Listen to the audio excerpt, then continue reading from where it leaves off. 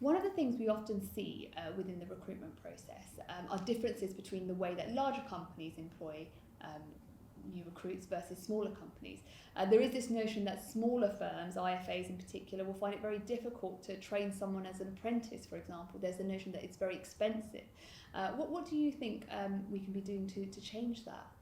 I think there's a few things as providers, so some of us work for big companies, we have a role to play in making the intermediary environment a welcoming one. So things like the demographic is typically a 55-year-old man. If we as providers run events where advisors come and we're giving out golf watches or something, we're telling that one woman who's turned up and maybe this space isn't for her. So I think we've got a role to play as providers, but also things like that apprenticeship. So I think a lot of advisors really could benefit from a younger workforce coming in. Again, it really lends itself to that kind of, I think, like a multi-hyphenate career. People want to do more than one thing in their life. And a young person could really be good at advice, particularly, or women, returning mums, that kind of thing.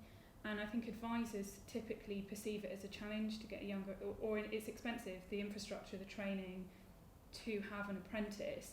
But, interestingly, when I was doing some research before this panel, and I spoke to somebody within HSBC, so we invest a lot in our graduate scheme, but by nature of the size of our business, we pay a government levy towards an apprentice government scheme. So, which another area of our bank uses. So the retail branches leverage that apprentice scheme and get more younger people coming into working branches and face to face. But advisors could also benefit massively from that. And I think there's a big disconnect between advisors seeing I want more diverse, a younger audience, a younger talent pool, and a more diverse talent pool to serve my future business and my future customers, but it's really expensive and difficult for me to bring them in. There's an awareness gap of what's available to them, and I think there are ways that advisors could have an apprentice scheme or have a training facility, and potentially it's providers who are indirectly funding that to help educate on that and to kind of have those conversations with our advisory clients. I think some of it's difficult. I think some of it's not that difficult. And I think it depends on the size of your organisation. So I think that we're all aware that typically we recruit in our own image. So therefore, that's easy. Hardeep, you look like me, you can come to my organisation, I quite like you. And when most people who are recruiting sit into the majority of the demographic of our industry, that becomes self-perpetuating. What's difficult is to tackle your unconscious biases, tackle your conscious biases, because there's plenty of those out there as well, and ask for help, which takes time and energy, which then takes money, to then build a fair recruitment process.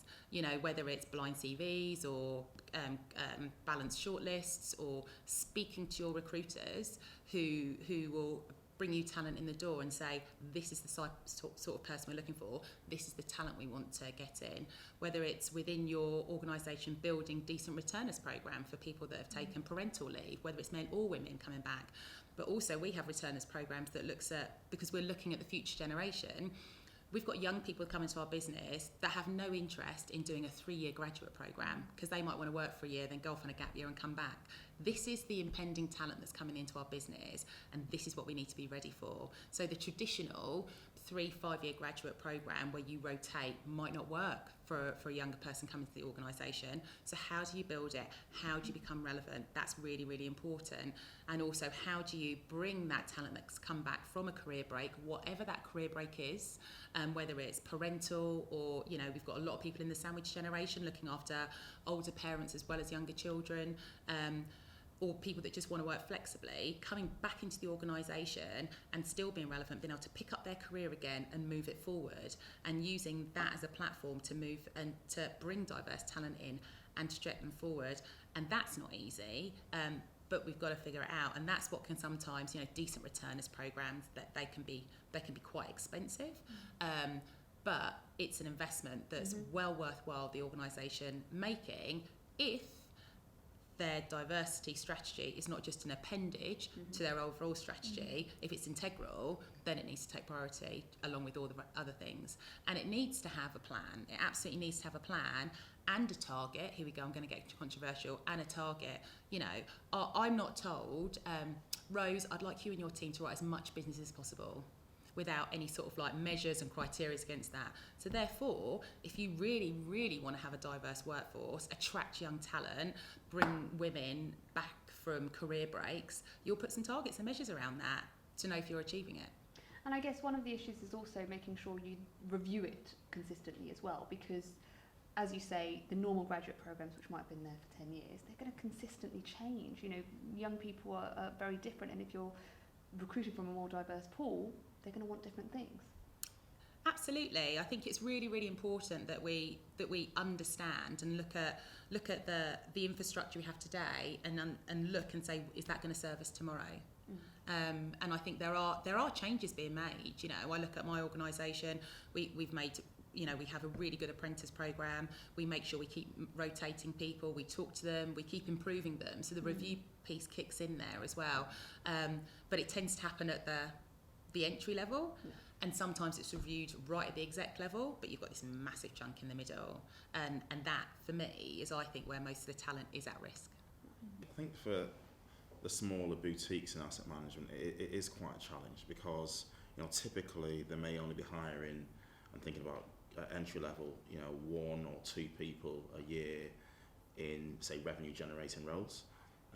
So that is a challenge. I think the only way you really get around that is by going back to my previous point, is by scaling together with other asset managers and saying, and putting yourself out there and saying, this is what the asset management industry does, and therefore you can attract a kind of a wider base.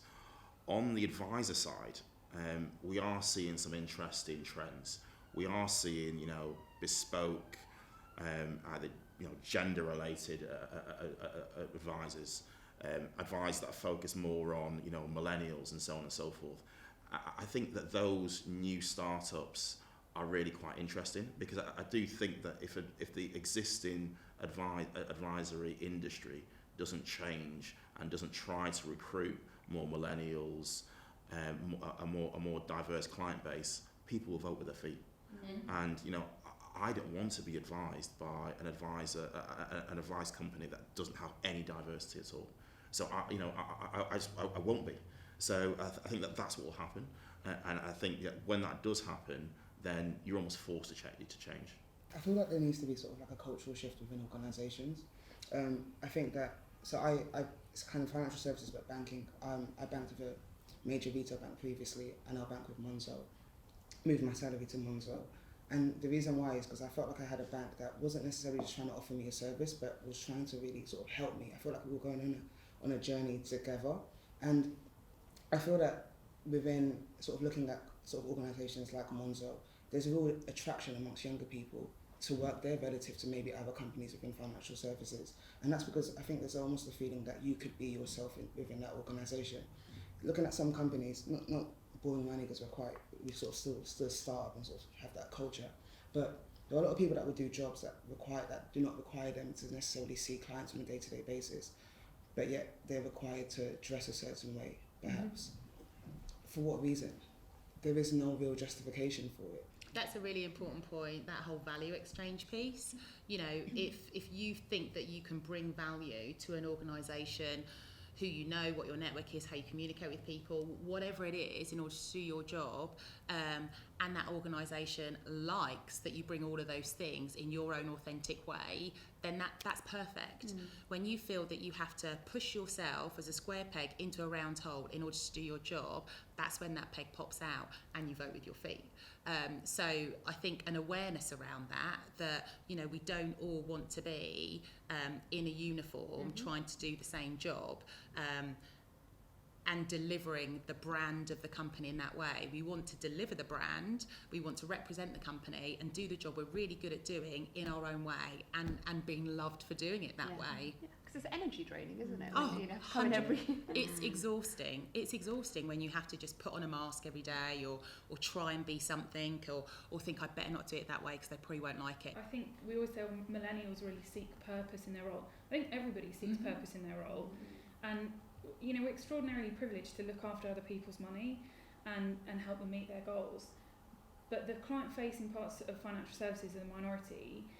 Everybody in the value chain is serving that customer in some way, but they get so far, and the more senior you get, the further away from the customer you are. So I think what we need to do as much as we can to make the customer central. You know, in some ways that's a bit of a marketing maxim at the moment. Let's talk about some of the solutions. What are some of the things that you have seen at the companies you work for or other companies that you deal with in terms of processes they have to recruit diverse candidates? We've introduced apprenticeship programs.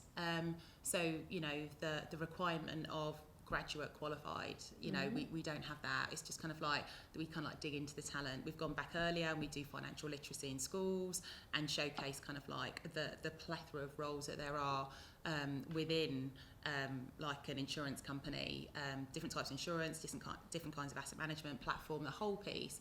And then there's kind of like the technical competencies as well as the more broader skills like marketing, communications, distribution that I work in. So we've done that.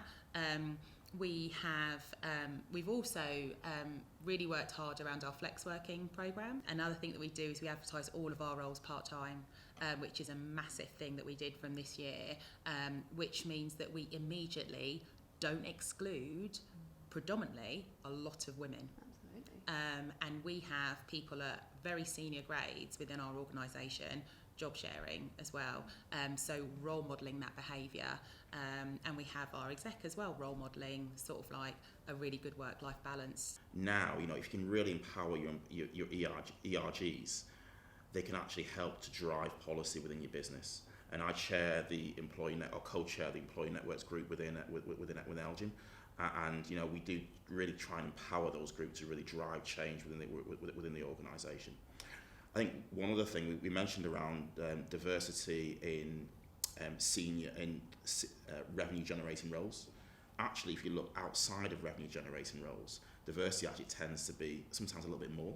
So actually having greater internal mobility and actually for people being able to move into revenue generating roles from non-revenue generating roles again is really important. And the last thing, and this is probably the most important thing, is I think that generally asset managers, the board of directors, they tend to be bought into diversity. It's the level below the kind of senior management level or mid-management level, which tend to be the people that need more converting, need more training.